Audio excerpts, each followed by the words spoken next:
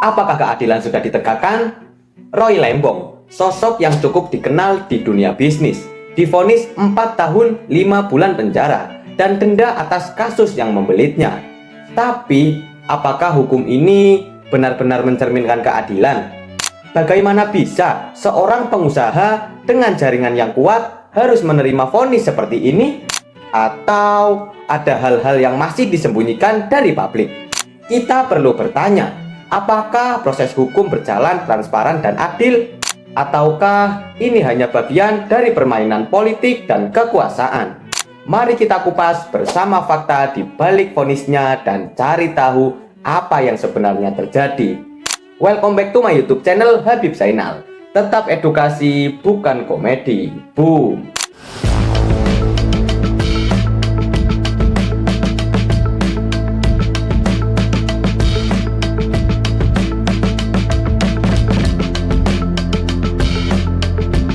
Edukasi bukan komedi.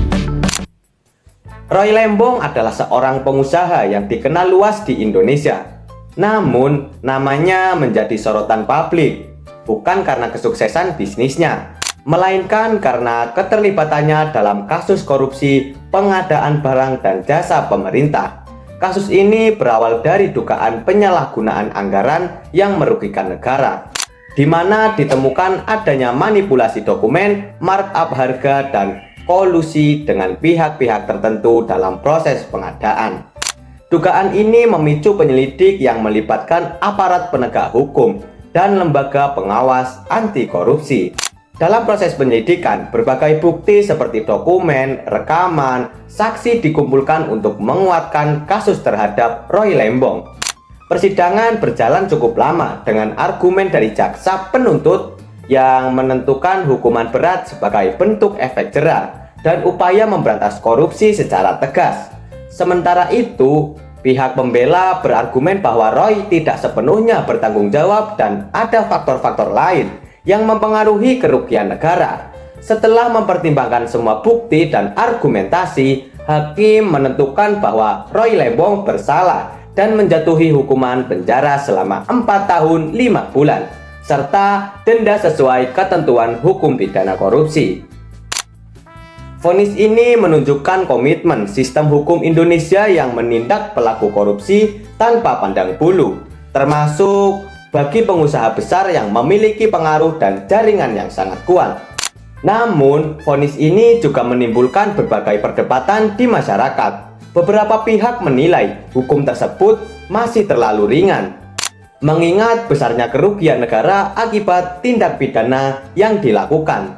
Ada pula yang mempertanyakan transparansi proses hukum dan apakah seluruh fakta sudah terungkap dengan adil, terutama mengingat posisi sosial Roy yang kuat. Di sisi lain, penetapan denda sebagai bagian dari hukuman yang bertujuan untuk memulihkan kerugian negara.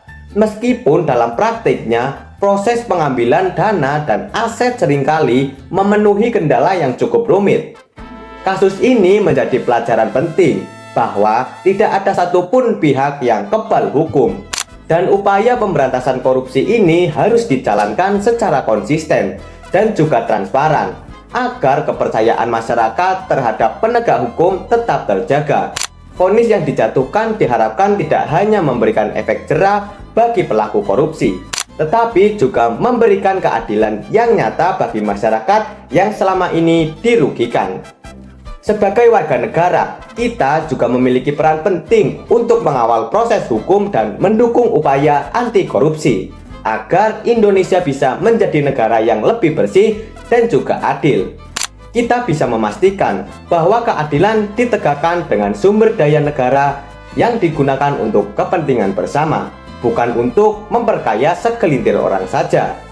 Sekarang kamu sudah tahu fakta lengkap tentang kasus Roy Lembong dan hukuman yang dijatuhkan.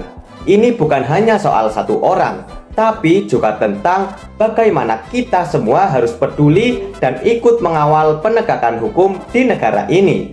Kalau kamu setuju bahwa korupsi harus diberantas tanpa pandang bulu, jangan lupa like, share, dan komen di video ini, dan share ke teman-teman kamu, dan tulis pendapat kamu juga di kolom komentar.